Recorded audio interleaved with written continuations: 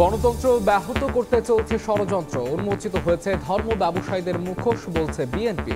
ধর্মকে ব্যবহার করে না জামাত, দাবি আমিরের।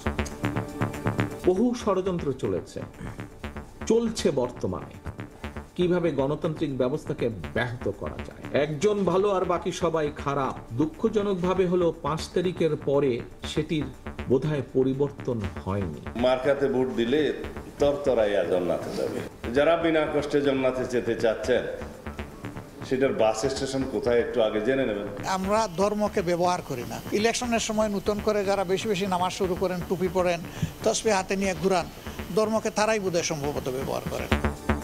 মঞ্জু আনিসুলের নেতৃত্বে 20 দলীয় নতুন জোট বিভাজন ভুলে দেশকে এগিয়ে নেওয়ার প্রত্যয়। নির্বাচন কমিশন বলেন তারা প্রস্তুত একটা উৎসব মুখর নির্বাচন দেওয়ার জন্য, বাইরে তার কোনো প্রতিফলন এখন পর্যন্ত দেখছিলেন প্রধান শিরোনাম। রাত 11টার সময় সঙ্গে আছে আমি মাহাদ ইসলাম ধ্রুব। এছাড়া খেলার খবর জানাতে থাকবেন। ধন্যবাদ আপনাকে। বিশ্বের নানা প্রান্তের খেলাধুলার খবর জানিয়ে দেব আমি মাকসুম আলম খান। এবার অন্যান্য শীর্ষ সংবাদ। তফসিল ঘোষণা রেকর্ড করতে বুধবার বিটিভি বেতারকে দেখেছে ইসি। একই দিনে রাষ্ট্রপতির সঙ্গে সাক্ষাৎ, উৎসবমুখর ভোট আয়োজনের প্রস্তুতি নিচ্ছে সরকার। বেগম খালেদা জিয়ার সিটি স্ক্যান রিপোর্ট স্বাভাবিক, শারীরিক অবস্থার উন্নতির উপর নির্ভর করছে লন্ডন যাত্রা। তত্ত্বাবধান করছেন পুত্রবধূ জোবায়দা, দোয়া চান বিএনপি নেতারা। মোহাম্মদপুরে মা মেয়েকে কুপিয়ে হত্যা, স্কুল ড্রেস পরে বাসা থেকে বের হয় অভিযুক্ত গৃহকর্মী। মাত্র 4 দিন আগে নেয় কাজ। সিসিটিভির ফুটেজ পর্যালোচনায় পুলিশ। সারা দেশে জেঁকে বসেছে শীত, বাড়ছে ঠান্ডাজনিত নানা রোগ। বেশি আক্রান্ত শিশুরা, অভিভাবকদের সচেতন থাকার পরামর্শ চিকিৎসকদের। এবং জাপানে 7.6 মাত্রার শক্তিশালী ভূমিকম্পের পর সুনামি সতর্কতা জারি। বাসিন্দাদের সরে যাওয়ার আহ্বান, প্রশাসনকে জরুরি ব্যবস্থা নিতে নির্দেশ প্রধানমন্ত্রীর। গণতান্ত্রিক উত্তরণ থামাতে ষড়যন্ত্র চলছে, তাই সামনে যুদ্ধ অনেক কঠিন। বিএনপির ভারপ্রাপ্ত চেয়ারম্যান তারেক রহমান আরও বলেন, জবাবদিহি নিশ্চিতে নির্বাচিত সরকারের বিকল্প নেই। একই অনুষ্ঠানে বিএনপি নেতারা বলেন, কেবল ধর্মের ট্যাবলেট বিক্রি করতে চায় নীতি আদর্শহীন একটি দল। জনগণের সামনে তাদের মুখোশ উন্মোচিত হয়েছে। জাতীয় নির্বাচন সামনে রেখে বিএনপির দেশ গড়ার পরিকল্পনা কর্মসূচি। রাজধানীর কৃষিবিদ ইনস্টিটিউট মিলনায়তনে সোমবার বিকেলে ছাত্রদল নেতাকর্মীদের সঙ্গে মতবিনিময় সভায় ভার্চুয়ালি যুক্ত হন বিএনপির ভারপ্রাপ্ত চেয়ারম্যান তারেক রহমান। বক্তব্যে তিনি বলেন, জবাবদিহিতা নিশ্চিতে নির্বাচিত সরকারের বিকল্প নেই, অথচ গণতান্ত্রিক উত্তরণ থামাতে চলছে ষড়যন্ত্র। অভ্যুত্থানের পরও রাজনৈতিক সংস্কৃতির পরিবর্তন না হওয়া দুঃখজনক বলেও মন্তব্য করেন তারেক রহমান। সাধারণ মানুষের কাছে জবাবদিহি করতে বাধ্য থাকে একমাত্র নির্বাচিত একটি গণতান্ত্রিক সরকার। বহু ষড়যন্ত্র চলছে বর্তমানে কিভাবে গণতান্ত্রিক ব্যবস্থাকে ব্যাহত করা যায়। এরকম একটি বিষয় আমরা দেখেছি গত 16 বছর ধরে। একজন ভালো আর বাকি সবাই খারাপ, দুঃখজনকভাবে হলো 5 তারিখের পরে কেন জানি মনে হচ্ছে সেটির বোধহয় পরিবর্তন হয়নি। এই ধারণার পরিবর্তন হতে হবে। এটি গণতন্ত্রের জন্য হুমকি। এর আগে সকালে দ্বিতীয় দিনের আয়োজনের উদ্বোধনী পর্বে জান্নাতের কথিত টিকিট বিক্রির সমালোচনা করেন বিএনপি নেতারা। বলেন, ধর্মের নামে মানুষকে বিভ্রান্ত করছে নীতি আদর্শহীন একটি দল। যারা বিনা কষ্টে জান্নাতে যেতে চাচ্ছেন, সেটার বাস স্টেশন কোথায় একটু আগে জেনে নেবেন। তারা কেবলই বলছে যে এখানে একটু মার্কাতে ভোট দিলে তরতরাইয়া জান্নাতে যাবে। তার আগে ইহকালে কিভাবে চলবে এর কোনো বক্তব্য নাই। যেই দলের কোনো নীতি আদর্শ নেই, শুধুমাত্র ধর্মের নামে একটা ট্যাবলেট বিক্রি করে জনগণের সাথে প্রতারণা করার পরিকল্পনা করছে, তাদেরকে জনগণ ইতিমধ্যে চিনেছে, তাদের মুখোশ উন্মোচিত হয়েছে। এদিকে বিকেলে গুলশান কার্যালয়ে দল বিলুপ্ত করে বিএনপিতে যোগ দেন এলডিপির একাংশের চেয়ারম্যান শাহাদাত হোসেন সেলিম। এ সময় বিএনপির স্থায়ী কমিটির সদস্য আমির খসরু মাহমুদ চৌধুরী বলেন, মনোনয়ন নিয়ে প্রতিযোগিতা থাকলেও দল ঘোষিত প্রার্থীকে জয়ী করতে নেতাকর্মীদের কাজ করতে হবে। একসাথে ঐক্যবদ্ধভাবে, মিলিতভাবে, সম্মিলিতভাবে আগামী নির্বাচনের দিকে এগিয়ে যেতে হবে। মান অভিমান দিয়ে মূল যে উদ্দেশ্য সেখান থেকে আমরা সরে দাঁড়াতে পারবো না। এ সময় লক্ষ্মীপুর 1 আসনে শাহাদাত হোসেন সেলিমকে ধানের শীষের প্রার্থী ঘোষণা করে বিএনপি। বাংলাদেশ জাতীয়তাবাদী। ফারুক ভিয়া, রবিন, সময় সংবাদ, ঢাকা। ফেব্রুয়ারিতে নির্বাচন না হলে গভীর সংকটে পড়বে দেশ। ইউরোপীয় ইউনিয়নের সঙ্গে বৈঠক শেষে জামাত ইসলামের আমির ডক্টর শফিকুর রহমান আরও বলেন, তার দল ধর্ম নিয়ে ব্যবসা করে না, বরং ভোট এলেই যারা টুপি ও তসবি নিয়ে ঘুরে তারাই ধর্ম ব্যবসায়ী। ত্রয়োদশ সংসদ নির্বাচন আয়োজনের প্রস্তুত ইসি। চলতি সপ্তাহে ঘোষণা করা হবে তফসিল। এমন অবস্থায় সোমবার নির্বাচন কমিশনে জামাতের প্রতিনিধি দল 6 সদস্যের দলের নেতৃত্ব দেন দলটির সেক্রেটারি জেনারেল মিয়া গোলাম পরোয়ার। সিএসির সঙ্গে বৈঠকে তফসিল, লেভেল প্লেইং ফিল্ড, অবৈধ অস্ত্র উদ্ধার সহ বিভিন্ন বিষয়ে আলোচনা করেন তারা। বৈঠক শেষে জামায়াতের সেক্রেটারি জেনারেল বলেন, তফসিলের আগেই লেভেল প্লেইং ফিল্ড নিশ্চিত করতে হবে। যদি দেখি যে তফসিল ঘোষণার পর কোনো কর্মকর্তা খুব নগ্নভাবে তার নিরপেক্ষতা ভঙ্গ করছেন, আমরা এগুলো আপনাদের নোটিশে আনবো। এদিকে ভোট নিয়ে আলোচনা করতে রাজধানীর গুলশানে ইউরোপীয় ইউনিয়নের দূতাবাসে আসেন জামায়াতে ইসলামীর আমিরের নেতৃত্বে প্রতিনিধি দল। কয়েকটি দেশের রাষ্ট্রদূত ও প্রতিনিধির সঙ্গে আলোচনা শেষে জামায়াতের আমির ডক্টর শফিকুর রহমান বলেন, ফেব্রুয়ারিতে নির্বাচন না হলে গভীর সংকটে পড়বে দেশ। ফেব্রুয়ারির ঘোষিত এই টাইমলাইনের ভিতরে নির্বাচন হওয়াই দেশের জন্য একান্ত প্রয়োজন। এর সামান্য কোনো ব্যত্যয় ঘটলে দেশ দারুণভাবে ক্ষতিগ্রস্ত হবে। এ সময় বিএনপির ভারপ্রাপ্ত চেয়ারম্যান তারেক রহমানের মন্তব্য নিয়ে প্রশ্ন করা হলে জামায়াত আমির বলেন, ধর্ম নিয়ে ব্যবসা করেন না তারা। ধর্ম ব্যবহার করলে কে করে সেটা আপনারা ভালো বুঝেন। ইলেকশনের সময় নতুন করে যারা বেশি বেশি নামাজ শুরু করেন, টুপি পরেন, তসবিহ হাতে নিয়ে ঘুরান, ধর্মকে তারাই বোধহয় সম্ভবত ব্যবহার করেন। একই দিনে গণভোট ও সংসদ নির্বাচন হলে সাধারণ মানুষ বিপাকে পড়বে বলে ইইউকে জানিয়েছে জামায়াত। যার যেটুকু শ্রদ্ধা। শফিকুজ্জামান রুবেল, সময় সংবাদ, ঢাকা। আগে গণভোট সহ 5 দফা দাবিতে অনড় 8 দল। সোমবার রাতে আন্দোলনরত 8 দলের লিয়াংজু কমিটির বৈঠক শেষে কথা বলেন 8 দলের সমন্বয়ক ও জামায়াতের সহকারী সেক্রেটারি জেনারেল হামিদুর রহমান আজাদ। এ সময় খেলাফত মজলিসের মহাসচিব আহমেদ আব্দুল কাদের বলেন, গণভোটে হ্যাঁ জয়যুক্ত করতে মঙ্গলবার থেকে প্রচারণার পাশাপাশি মাসব্যাপী চলবে কর্মসূচি। একই দিনে গণভোটের ব্যাপারে আমরা তফসিল ঘোষণার পরে ফাইনালি বুঝতে পারবো সরকার আসলে শিডিউলটা কীভাবে দিচ্ছে। সুতরাং আমাদের দাবি এখনও আছে। আজকেও আমরা নির্বাচন কমিশনে গিয়ে একই দাবি জানিয়েছি। সম্ভব অসম্ভব সময় আছে নাই এটা সরকার চিন্তা করবে, কিন্তু আমাদের দাবির উপর আমরা এখনও আছি। এই গণভোটটাকে সফল করার জন্য হাওয়া চব্বর যাতে বিজয় লাভ করতে পারে, এর জন্য আমাদেরকে সামনে কর্মসূচি হচ্ছে যে আমরা এই যে ক্যাম্পেইন ওয়ার্ক করব, হাওয়া যোজিত করা এবং নির্বাচনের লেভেল প্লেইং ফিল্ড তৈরি করার ব্যাপারে, আইনশৃঙ্খলা উন্নয়নের ব্যাপারে আমাদের বিশেষ দাবি ছিল, এখনও আছে। নির্বাচন সামনে রেখে আনিসুল ইসলাম মাহমুদের নেতৃত্বাধীন জাতীয় পার্টির একাংশ এবং আনোয়ার হোসেন মঞ্জুর জাতীয় পার্টি জেপি সহ 20 দলের একটি জোট আত্মপ্রকাশ করেছে। নতুন জোটের নাম জাতীয় গণতান্ত্রিক ফ্রন্ট এনডিএফ। বিভাজনের রাজনীতি ভুলে দেশকে এগিয়ে নিয়ে যেতেই নতুন জোট কাজ করবে বলে জানান নেতারা। আগামী সংসদ নির্বাচন সামনে রেখে ব্যারিস্টার আনিসুল ইসলাম মাহমুদের নেতৃত্বাধীন জাতীয় পার্টি এবং আনোয়ার হোসেন মঞ্জুর নেতৃত্বাধীন জাতীয় পার্টি জেপি সহ 6টি নিবন্ধিত এবং 14টি অনিবন্ধিত দল নিয়ে আত্মপ্রকাশ করল জাতীয় গণতান্ত্রিক ফ্রন্ট এনডিএফ। সোমবার সকালে রাজধানীর গুলশানের একটি হোটেলে সংবাদ সম্মেলনের মধ্য দিয়ে ঘোষণা দেওয়া হয় নতুন জোটের। সংবাদ সম্মেলনে উপস্থিত ছিলেন জোটের 20 দলের নেতারা। এ সময় কোনো দলকে বাদ দিয়ে প্রধান উপদেষ্টা নির্বাচন করবেন না বলে আশা প্রকাশ করেন জাতীয় পার্টির একাংশের মহাসচিব ও এনডিএফ এর মুখপাত্র এবিএম রুহুল আমিন হাওলাদার। গণতান্ত্রিক চর্চায় একটি সুষ্ঠু সকল দলের অংশগ্রহণে একটি নির্বাচন হবে। যে দল সরকার গঠন করবে তারা এদের সকল মানুষের সমর্থন পাবে।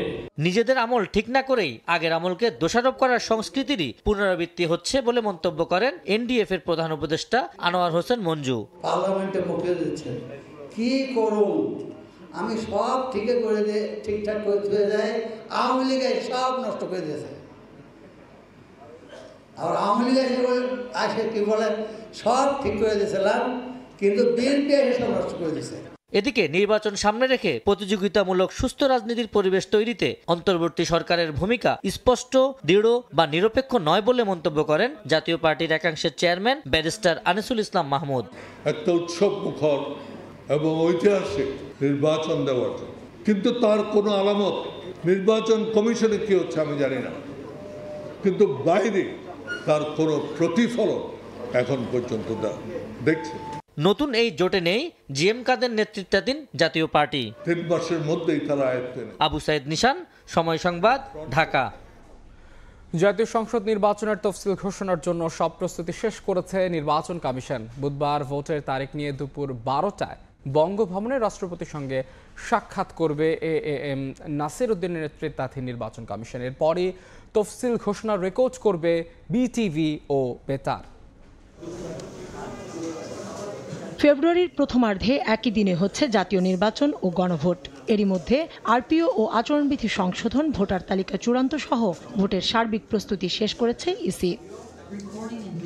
সবশেষ প্রস্তুতি ও ভোটের তারিখ নিয়ে রাষ্ট্রপতির সঙ্গে সাক্ষাৎ করতে বুধবার বঙ্গভবনে যাবেন এএম নাসির উদ্দিন কমিশন। এদিনই ভোটের সময়সূচি জানাতে জাতির উদ্দেশ্যে সিএসির ভাষণ রেকর্ড করতে বিটিভি ও বেতারকে ডাকা হয়েছে।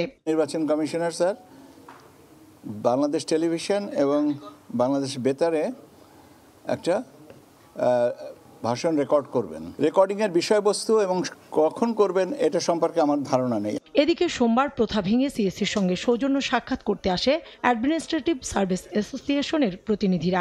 ইসি সচিব জানান, ভোটে কমিশনকে সর্বোচ্চ সহযোগিতা করার প্রতিশ্রুতি দেন তারা। এছাড়া নির্বাচন পর্যবেক্ষণে 81টি দেশীয় প্রতিষ্ঠানকে চূড়ান্ত নিবন্ধন দিয়েছে ইসি। তারা এসে আমাদেরকে জানিয়ে গেছে যে সিভিল সার্ভিস অ্যাসোসিয়েশন থেকে যে যতটুকু সহযোগিতা প্রয়োজন তার থেকে বেশি ছাড়া কম করা হবে না। কেউ যদি এসে বলেন এখানে তো আইনগত বাধা নেই এবং অতীতে করেননি বলে নতুন করে করা যাবে না, এরও কোনো প্রতিবন্ধকতা নেই।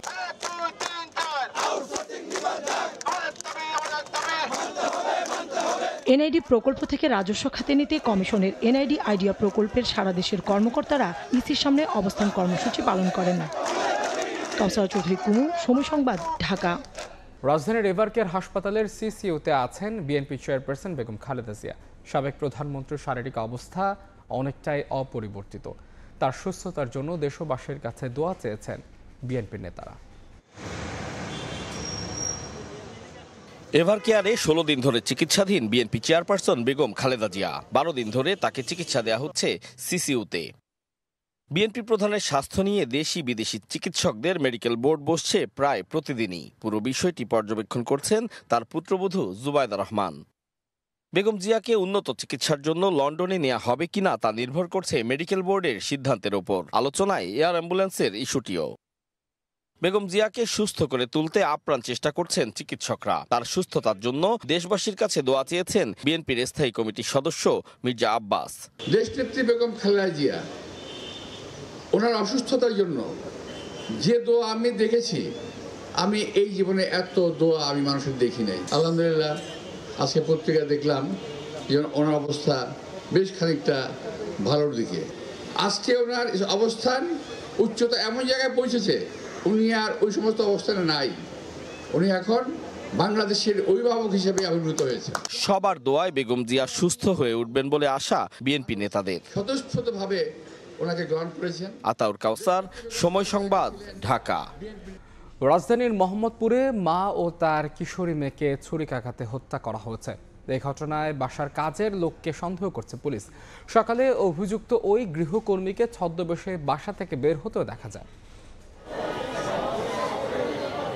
সিসিটিভি ফুটেজে দেখা যায় মঙ্গলবার সকাল 7:52 বাসায় প্রবেশ করছেন গৃহকর্মী আয়েশা। তার গায়ে কালো বোরখা। এরপর 9:36 বের হন তিনি। তখন গায়ে স্কুল ড্রেস। যে বাসায় আয়েশা গৃহকর্মী হিসেবে কাজ করতেন সেখানে স্ত্রী আফরোজ এবং মেয়ে নাফিজাকে নিয়ে থাকতেন আজিজুল। বেলা 11টায় বাসায় ফিরে স্ত্রী ও মেয়ের রক্তাক্ত মরদেহ দেখতে পান তিনি। বাসার মেঝে ও দেয়ালেও রয়েছে রক্তের চিহ্ন।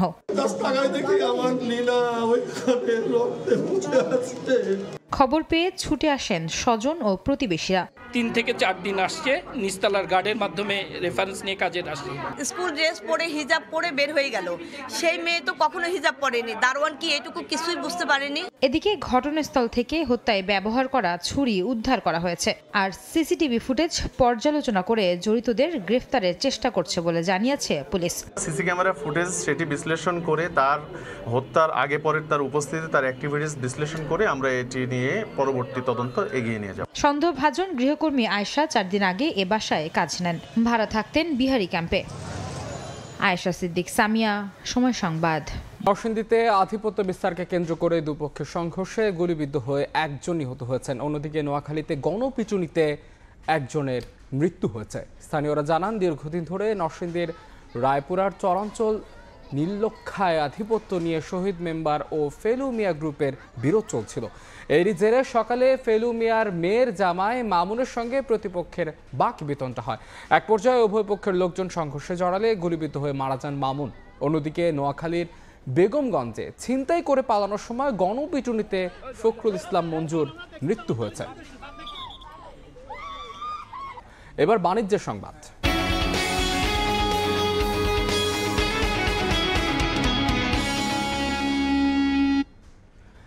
ব্যাংক ঋণের উচ্চ সুদ, ব্যবসার খরচ ও দুর্নীতি বাড়ায় দেশের অর্থনীতি দুষ্টচক্রের মধ্যে আটকা পড়েছে বলে মন্তব্য করেছেন গবেষণা প্রতিষ্ঠান সিপিডির সম্মাননীয় ফেলো ডক্টর মুস্তাফিজুর রহমান।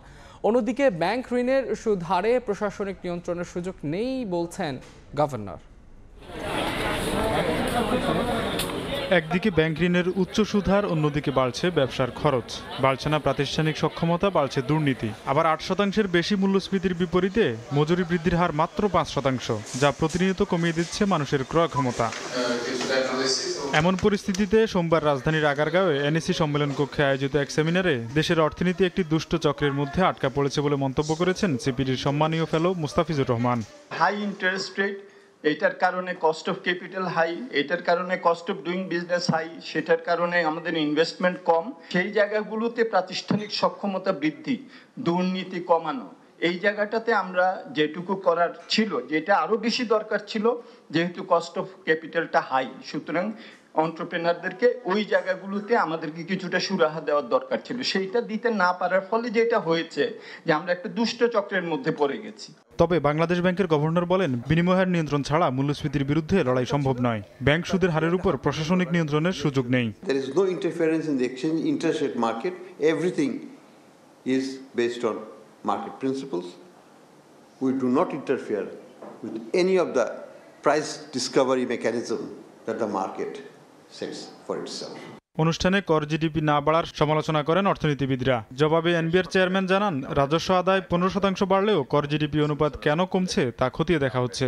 জিডিপির কোন অংশটাকে আমরা কনভার্ট করতে পারতেছি না, মানে রেভিনিউতে কনভার্ট করতে পারছি না, কোন জায়গাটাতে আসলে জিডিপির ক্যালকুলেশনে আছে এবং এটা স্ট্যান্ডার্ড অন্যান্য দেশের প্র্যাকটিস কিনা, এটাও আমাদের একটু দেখার বিষয় আছে। সেমিনারের টেকসই উন্নয়ন লক্ষ্যমাত্রা অর্জনে বাংলাদেশের অগ্রগতি শীর্ষক প্রকাশিত প্রতিবেদনে দেশের সার্বিক অর্থনীতির পরিস্থিতি তুলে ধরা হয়। তোফাজ্জল হুসাইন, সময় সংবাদ, ঢাকা। 9 বছর পর নীলফামারীতে অর্থনৈতিক অঞ্চলের জন্য আনুষ্ঠানিকভাবে জমি বুঝিয়ে দিল জেলা প্রশাসন। সকালে সদর উপজেলার ঢেলাপীরে নির্ধারিত প্রায় 107 একর জায়গা বেজার সংশ্লিষ্ট কর্মকর্তাদের বুঝিয়ে দেন অতিরিক্ত জেলা প্রশাসক মোহাম্মদ সাইদুল ইসলাম। এর আগে 2016 সালে বেজাকে জমি ইজারা দিলেও নানা জটিলতায় হস্তান্তর করা হয়নি। তবে জমি পেলেও কাজ শুরু নিয়ে এখনো অনিশ্চয়তা কাটেনি। সারা দেশে বাড়ছে শীতের তীব্রতা, সেই সঙ্গে বাড়ছে ঠান্ডাজনিত রোগবালাই। সবচেয়ে বেশি আক্রান্ত হচ্ছে শিশুরা।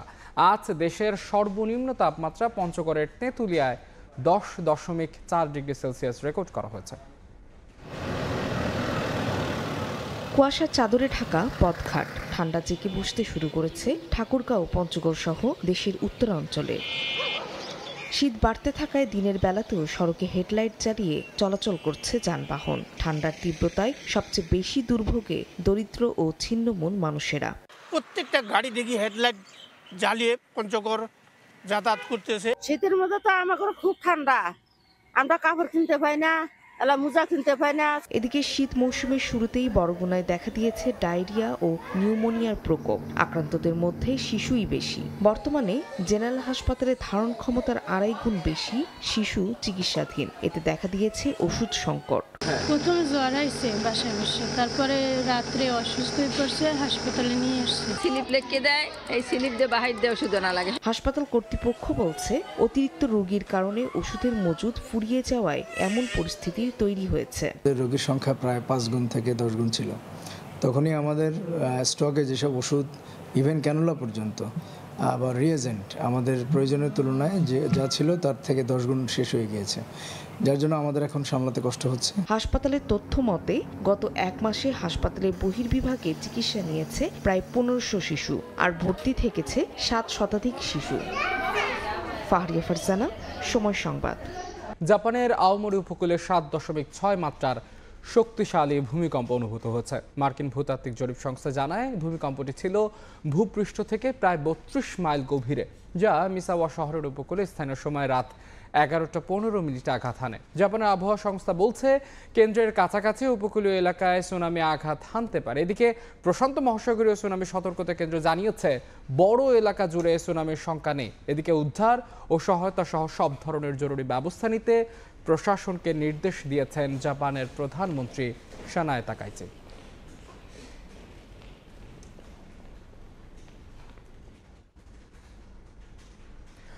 এতক্ষণ দেখছিলেন দেশ বিদেশের খবর। এবার খেলার সময়ের বিস্তারিত জানাবেন সহকর্মী মাকসুম আলম খান।